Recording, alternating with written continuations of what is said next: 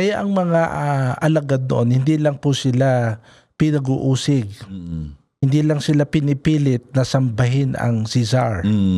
Kundi sila ay pinipilit na itakwil si Kristo. At iyon ay ang dahilan talaga kung bakit sila inusig. Hindi sila inusig dahil Kristiyano talaga sila. Kasi noon, sa panahon na yaon, the Greek culture and the Roman culture was very much tolerant and very much accommodating to polytheism, the worship of many gods. So, pwede kang sumamba sa kanino mang Diyos at ilan mang Diyos na gusto mo. Pero kailangan mo ring sumamba sa emperor. Pero hindi nga gagawin ng Kristiyano yun sapagkat kumikilala tayo sa isang Diyos ni Abraham, ni Isaac at ni Jacob. Ang tawag diyan ay monotheism. And that somehow stops us from engaging in the worship of these other false gods. Kaya doon nagagalit ang mga tao sa mga Kristiyano noon.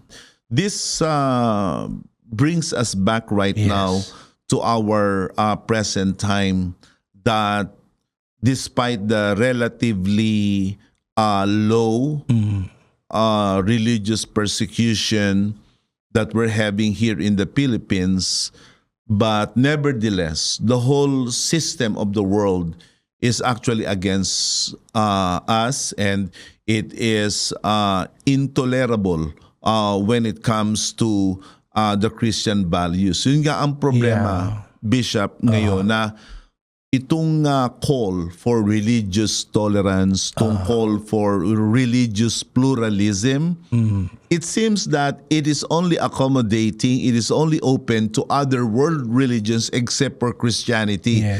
Parang pagdating sa Christianity, they don't like Christianity, they don't like how our belief system is set up. They don't like the idea of just one God. They don't like the idea of Jesus as the only Lord and as the only Savior. Kaya ang malaking temptation, Apostle, lalo na dun sa mga mahina sa pananampalataya, yung matempt sila to compromise. Pero ang napakaganda nito mga believers sa Smyrna, kahit sila pinipersecute, hindi sila nagko-compromise. They stood on their faith.